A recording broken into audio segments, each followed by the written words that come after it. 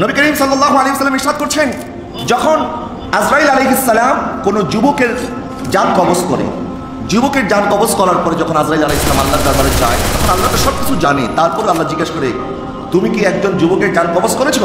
বলে, হ্যাঁ রব্বে যুল জালাল, আমি একজন যুবকের জান কবজ করেছি। বলে, তুমি তো বৃদ্ধ বাবার কোমর ভেঙে দিয়েছো, তুমি তো তার স্ত্রীকে বিধবা করে দিয়েছো, সন্তানদেরকে এতিম করে দিয়েছো, তুমি তো তার বোনকে বেসাহারা করে দিয়েছো, তুমি তো তার মার কলিজার টুকরাকে কেড়ে নিয়েছো।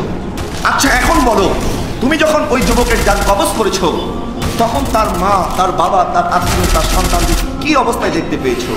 তখন হযরত আজরাইল আলাইহিস সালাম বলছেন, আল্লাহ, আমি যখন ওই সন্তানদেরকে এতিম করেছি, আমি যখন ওই মহিলাকে বিধবা করেছি, আমি যখন ওই মার কলিজার টুকরাকে আমি কেড়ে নিয়েছি, আমি যখন ওই বাবার কোমরকে ভেঙে দিয়েছি, তখন তারা আর কিছুই বলছে না, তারা একটা কথাই বলছে, ইন্না লিল্লাহি ওয়া ইন্না ইলাইহি রাজিউন। আল্লাহ আমাদেরকে সৃষ্টি করেছেন, আমরা আল্লাহর দিকে প্রত্যাবর্তন করব। আল্লাহ, তারা আপনার নাম করতেছে, তারা আপনার সিফাত করতেছে। তখন আমার আল্লাহ বলছেন, আজরাইল শুনে রাখো, ওই ফ্যামিলি থেকে তুমি গার্জিয়ানকে যেভাবে নিয়ে এসেছো, আমি আল্লাহ নিজে ওই ফ্যামিলির জিম্মাদার হয়ে গেলাম। এবং জান্নাতের মধ্যে আমি আল্লাহ একটা ঘর নির্মাণ করব, যার নাম হচ্ছে বাইতুল হাম, এবং তাদেরকে আমি ওই ঘরের মেহমান বানিয়ে দেব।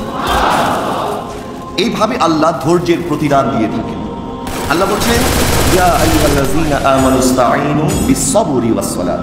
দুইটা মাধ্যমে আমি আল্লাহর কাছে সাহায্য প্রার্থনা করো, সবরের মাধ্যমে এবং সালাতের মাধ্যমে। এখানে সবরের কথা আগে বলেছেন, সালাতের কথা পরে বলেছেন। প্রশ্ন হচ্ছে, কিয়ামতের ময়দানে আল্লাহ পাক যখন মুমিনদের কাছ থেকে হিসাব চাইবেন, সবার আগে হিসাব চাইবেন সালাতের, নামাজের।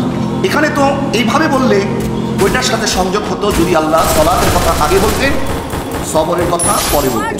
আপনি দেখবেন অনেক নামাজই আছে যে কোনো রকমে তাড়াহুড়া করে নামাজটা পড়ে তারপরে চলে যায়, যে কখন মানে ধৈর্য আর কোলাচ্ছে না, যে আস্তে আস্তে একটু সেজদা দেব, একটু সেজদা দেব, আল্লাহকে ডাকবো।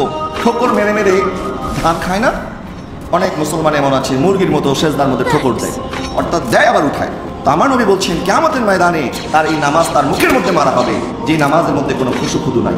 তাহলে বোঝা গেল ধৈর্য আগে লাগবে, যে আপনি নামাজটা পরিপূর্ণভাবে আল্লাহর দরবারে যেন কবুল হয়, ধৈর্য ধারণের সাথে নামাজ আদায় করবেন। অন্যান্য ইবাদতের ক্ষেত্রে আমরা এরকম দেখি, যেমন অনেকে যখন জাকাত দেয় তখন আফসোস করতে থাকে, হায় হায় আমার এত টাকা কমে গেল, মনে হয় আমার সব টাকা আল্লাহ নিয়ে গেল, অর্থাৎ তখন সে ধৈর্য হারা হয়ে যায়। এই যে বেসবরি, অধৈর্য হয়ে যাওয়া। আবার যখন ব্যবসা বাণিজ্য লস হয়ে যায়, অনেকে দেয়ালের মধ্যে মাথা বাড়ি দেয়। আবার যখন কোনো ক্ষতি হয়ে যায়, তখন বুকের মধ্যে এইভাবে চাপ পায়। এরকম আমাদের মধ্যে যাদের স্বভাব আছে, এগুলি পরিবর্তন করেন। আল্লাহ পাক তার উপরে নারাজ হয়ে যান, কারণ আল্লাহ যখন আপনাকে বিপদ দেয়, নবীজি বলেছেন, যখন মুমিনের পায়ের মধ্যে একটা কাঁটা বিঁধে, তখন ওই কাঁটার ব্যথার কারণে আল্লাহ পাক তার গুনাহগুলি মাফ করেন।